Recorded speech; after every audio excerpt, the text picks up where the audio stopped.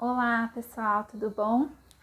Conforme prometido, eu falei que eu ia vir falar das farinhas para vocês e eu vou dar um exemplo já numa receitinha de Tostex, que eu acho que todo mundo faz, né? Facilita muito a nossa vida.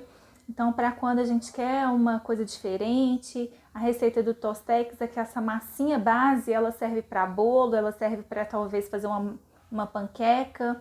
Às vezes ela serve também para a gente fazer uma massa mais fininha e usar como uma base para pizza, uma falsa pizza.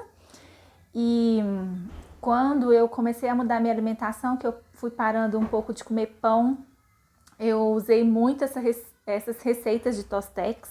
Mas é legal a gente saber mesmo como que funciona as farinhas para a gente conseguir usar o que a gente tem em casa e não ficar dependendo de um ou outro ingrediente. Então, assim, sabendo mais ou menos a função de cada uma, a gente consegue revezar. Eu tô em casa e tá com dois sons ligados aqui fora. Eu coloquei o fone porque eu tô sem meu fone sem fio. Eu espero que a música não atrapalhe vocês. Bom, a gente tem farinhas que são farinhas de liga, farinhas de base e farinhas também que elas vão conferir mais assim aroma e textura para a receita. Quando a gente substitui o trigo, nós não temos nenhuma outra farinha que ela faça tão bem o papel do trigo, que ele é equilibrado em gorduras, proteínas e ele dá aquela fofura, né, para a receita. E aí, quando a gente tira o trigo, a gente precisa substituir com mais de uma farinha, tanto para ficar equilibrado nutricionalmente, quanto para a gente conseguir estrutura e textura na receita que a gente quer. Então, geralmente, quando a gente vai para as receitas low carb, a gente tem as farinhas específicas para as receitas low carb. Quando a gente usa farinha de amêndoa, farinha de linhaça, farinha de sementes, elas também entram na low carb, farinha de coco.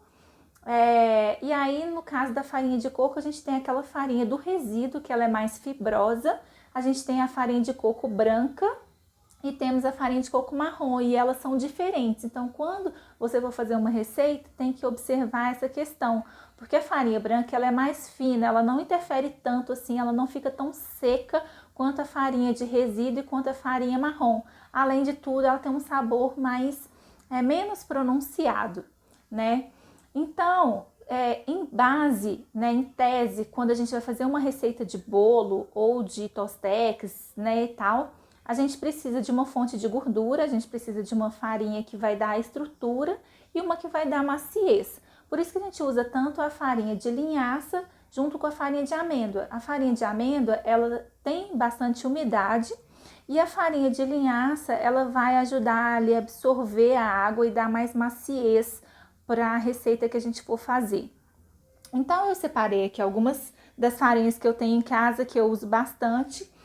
Então, eu tenho a farinha de grão de bico. A farinha de grão de bico não é considerada low carb, mas é uma farinha que tem bastante proteína e ela também absorve bastante o líquido da receita. Então, por exemplo, ela equipararia a uma farinha de milho, que é o fubá, ou então a farinha de arroz.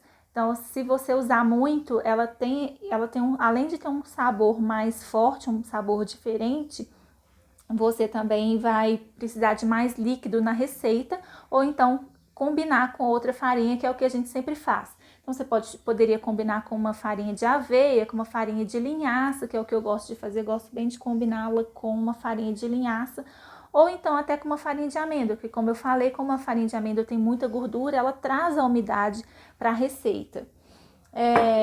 Tem a farinha de coco, também tem a farinha branca e a farinha marrom de coco. Eu falei que elas, né, ficam mais secas as receitas, então às vezes você pode usar um pouco mais de gordura ou um pouco mais de ovo, porque se você usar muito líquido por ela ser seca, sua receita pode ficar meio embatumada, sabe? Tenho aqui, eu não tenho a farinha, mas eu tenho a semente de girassol. Ela pode ser usada, você pode triturar e usar como uma farinha como se fosse de oleaginosa, no lugar dessa farinha. O detalhe é que o sabor dela é muito gostoso, mas a receita tende a ficar mais com uma cor mais acinzentada por causa da cor dela. Mas funciona super bem e é uma alternativa bem econômica, né? Porque ela é bem mais barata do que a farinha de amêndoa. Então, se você não importar com a cor da preparação, que vai ficar a cor da preparação, né? Você pode utilizá-la. Então, por exemplo, se for fazer um bolo de banana com canela, um bolo de cacau, que essa cor não vai alterar, então você pode utilizar. Uma coisa legal também é que o cacau, ele dá muita estrutura. Então, a gente consegue fazer um bolo de cacau sem precisar de nenhuma farinha, e fica um bolo bem legal. Tem receita no meu Instagram desse bolo. Aqui tem o tahine, que é uma fonte de gordura. Então, se você for fazer uma receita que precisa de óleo ou de azeite, ele funciona tanto para dar um pouco de estrutura, porque ele tem bastante sólidos, que a fibra do gergelim ficou toda aqui. Então, ele tem bastante sólidos e ele tem gordura também. Então, muitas vezes eu uso como fonte de gordura. Quando você não tiver uma farinha de oleaginosa e for fazer uma receita low carb, provavelmente não tem na receita low carb gordura, né? Azeite, alguma coisa assim, porque a farinha de amêndoa já tem gordura. Se você for substituir, você precisa substituir adicionando também uma fonte de gordura. Então, suponhamos, eu vou fazer um tostex aqui hoje, eu não vou colocar nenhuma fonte de gordura, eu vou usar farinha de amêndoa e vou usar a farinha de grão de bico. Se eu não fosse usar a farinha de amêndoa, eu teria que colocar um pouco de azeite. Então, por exemplo, se você for fazer receitas com aveia, com farinha de grão de bico, com farinha de arroz, principalmente farinha de arroz, essas farinhas mais secas, você pode observar que essas receitas elas têm muita gordura, porque são farinhas secas e para você conseguir uma textura legal, você vai ter que usar mais gordura. Então, assim, é um perigo essas receitas, porque você acha que está substituindo o trigo, você está com vantagem, mas essas receitas com farinha de arroz, polvilho, esses pãezinhos sem glúten, né, que são apenas sem glúten, eles são super calóricos e desequilibrados também. Então, a não ser que você coloque um mix de farinha muito legal, tem uma massa de pizza que eu gosto de fazer, que ela é sem glúten, mas comparando a composição dela com a farinha de trigo, por exemplo, ela é uma receita que acaba sendo com mais ou menos o mesmo tanto de caloria e o mesmo tanto de nutrientes. Mas se eu usasse só farinhas, aqueles mix, aqueles blends de farinhas sem glúten, elas são muito pobres em nutrientes e, além de tudo, são muito calóricas e você vai ter que usar mais gordura do que você usaria numa receita tradicional para fazer essa receita. Então, tomem cuidado com isso. Outra farinha que a gente pode usar, aqui na verdade não é farinha, eu gosto muito de comprar os grãos, né, e tudo que eu posso inteiro e fazer as farinhas em casa. Então, às vezes eu tenho a farinha, mas às vezes eu prefiro triturar em casa. Então, aqui eu tenho aveia em flocos, também dá para fazer receitas com aveia em flocos sem ter que triturar. Farelo de aveia, que ele tem um pouco mais de fibra do que a farinha de aveia, né? Isso é uma vantagem, porque diminui a carga glicêmica, mesmo que seja pouco, mas já diminui um pouco a carga glicêmica quando a gente substitui na receita. Aqui eu tenho farinha de quinoa. A quinoa é considerada uma farinha proteica, então ela também ajuda bastante na estrutura e na textura das receitas. Aqui eu tenho leite de coco em pó, que também ele pode ser usado como uma farinha. Aqui eu tenho farinha de amêndoa, que é igual eu falei, uma farinha de oleaginosa, que quando tá na receita você substitui por outras oleaginosas, que são farinha de castanha de caju, farinha de amendoim, não é farinha de oleaginosa, ela é farinha de leguminosa, né? O amendoim é uma leguminosa, então ele tem bem mais carboidratos do que uma farinha de amêndoa. E aqui tem o psyllium, que ele ajuda na textura das receitas, assim como carboximetilcelulose, e goma xantana, que são muito utilizadas também para dar uma textura mais, que dá aquela liga, aqueles alvéolos na receita. Então eu gosto mais do psyllium, que é uma fibra natural, né, e não é uma fibra isolada como a carboximetilcelulose e a goma xantana. São açúcares, mas não tem índice glicêmico alto, né?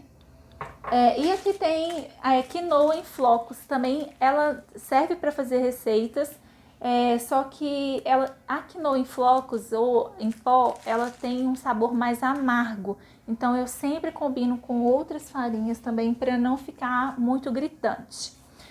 Tá, então explicado isso, vamos para uma segunda parte que é o seguinte. Quando a gente então tem uma receita que é sem glúten, a gente precisa trabalhar com duas coisas que são muito importantes. Uma é a aeração do ovo. Então, quanto mais eu bater o ovo na receita, para fazer a receita, eu vou ter uma textura melhor do meu pão ou do meu bolo. E a segunda coisa é a temperatura. A temperatura, ela nunca é igual ao crescimento de um bolo que tem farinha de trigo.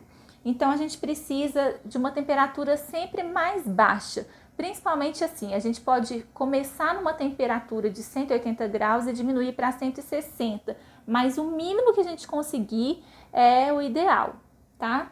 Então eu vou começar batendo aqui meu ovo para fazer o tostex e daqui a pouquinho eu volto. Bom, já bati meu ovo aqui, olha, vocês podem ver que ele tá com bastante... Tá bem espumado, tá vendo, ó? Então, se você tiver uma batedeira em casa ou um fouet, né, quiser bater com fouet, também pode e é muito eficiente. Então, você tem que deixar esse ovo bem batidinho, primeiro para não dar aquele cheiro de ovo e segundo para que a gente consiga incorporar ar nessa receita, que é aquela coisa do glúten que ele tem, né, que ele faz aqueles furinhos, que fica aquela receita fofinha. Outra coisa que eu gosto de usar, que eu sempre uso nas minhas receitas, é o vinagre, porque ele reage com o fermento e ele ajuda a dar essa fofura na receita. Então eu sempre gosto de usar um vinagre de maçã, uso um vinagre de maçã de boa qualidade, mas pode usar qualquer vinagre. E no final da receita. Então agora eu vou adicionar aqui, eu já tinha até colocado, já tinha medido aqui, uma colher de sopa de farinha de grão de bico e uma colher de sopa de farinha de amêndoa, tá? Deu mais ou menos 10 gramas de cada um. Outra coisa que vocês têm que observar é que essas farinhas, elas não são padronizadas. Então, às vezes a sua farinha de amêndoa pode estar mais grossa ou ela pode estar mais fina. E aí você tem que observar a textura final da sua massa. Uma coisa também que acontece muito é a variação no tamanho do seu ovo. Então, se o seu ovo estiver muito grande, é bem provável que você vai ter que colocar um pouco mais de farinha. Então, observar a textura final da massa, quando ela dá certo, é legal para você não errar mais o ponto, porque aí você fala, não, tá muito líquida essa massa, eu vou colocar mais um pouco de farinha. Ah, não, ficou muito grossa, eu vou pôr um pouquinho de água, né? Então, espere rapidinho que eu vou pegar o vinagre. Eu acrescentei, então, a farinha de grão de bico, a farinha de amêndoa, meia colher de chá de psyllium, uma colher de chá de vinagre. E agora eu vou colocar um pouquinho de mel, porque eu acho que fica uma cor mais bonita. Então, bem pouquinho mesmo, uma pontinha da colher de mel, que é opcional, tá? Porque ele vai ficar mais douradinho, o pãozinho.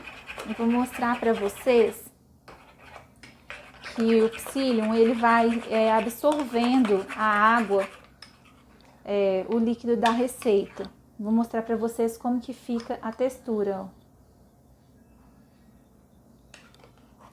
Tá? Fica parecendo uma textura de bolo mesmo. E aí, eu asso sempre nessa frigideira aqui. Eu não aqueço ela primeiro. Então, eu vou virar aqui a massa. E o correto, assim, o melhor que tem mesmo, é você deixar essa receita assar numa temperatura bem baixa, né? Igual eu falei, as receitas sem glúten, elas têm que ser assadas mesmo numa temperatura mais baixa do que aquelas que têm glúten. Vou colocar aqui fermento, não coloquei o fermento. Uma colher de chá de fermento. Então, nós não temos só essas farinhas que eu falei, né? A gente também tem farinha de trigo sarraceno, que por mais que ela chame farinha de trigo, ela não é do trigo, é uma farinha sem glúten. A gente tem também farinha de arroz, polvilho, né? Farinha de milho, só que essas farinhas não são low carb, né? Elas são apenas sem glúten. E tem alto teor de carboidrato e são farinhas que são, né, que tem muito amido. E a gente tem a farinha de chia, de linhaça, como eu falei, que além do psyllium, elas também ajudam na questão da liga. Então, se você tá achando que a sua receita tá ficando muito ressecada, talvez acrescentar um desses ingredientes te ajude a ter uma qualidade melhor, né, na sua receita.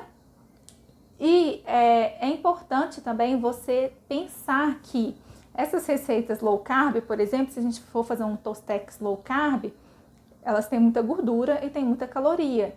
Então, essa ideia de fazer na frigideira é bem interessante porque você faz uma quantidade ideal para uma porção.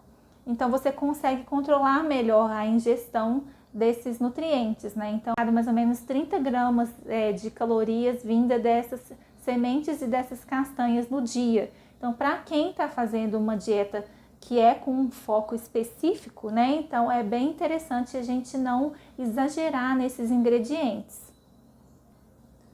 Uma farinha nova que está no mercado é a farinha Zaya, que ela é uma farinha de mandioca, que é diferente dessa farinha que a gente compra da farinha da farofa, né? Ela é uma farinha mais fina. Eu, inclusive, já fiz em casa, fiz a farinha um pouco mais fina e ela dá um resultado bem legal porque ela não tem o glúten, mas você pode substituir praticamente 1 para 1 quando tem a receita original é farinha de trigo. Porém, ela também é uma farinha bem rica em carboidrato, então você deve mesclar com uma farinha de índice glicêmico menor ou então tomar bastante cuidado na utilização dela. Vou mostrar para vocês que o fogo que a gente usa para fazer, né, essa receita é um fogo muito baixo. Essa trempe é a minha menor, ela é bem pequenininha, acho que ela tem 5 centímetros de diâmetro. Tá vendo que ela fica como se quase apagada? Ou então você coloque uma grade do fogão em cima da outra para afastar a sua frigideira da chama. Porque se o seu pão ficar pronto rápido, ele não vai ser tempo suficiente para ele crescer.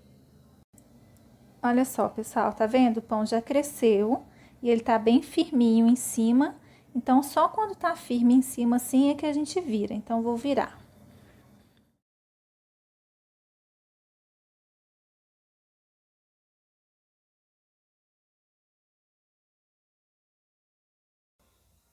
Bom, pessoal, espero que tenha ficado claro, que tenha ajudado vocês a questão da receita, das farinhas.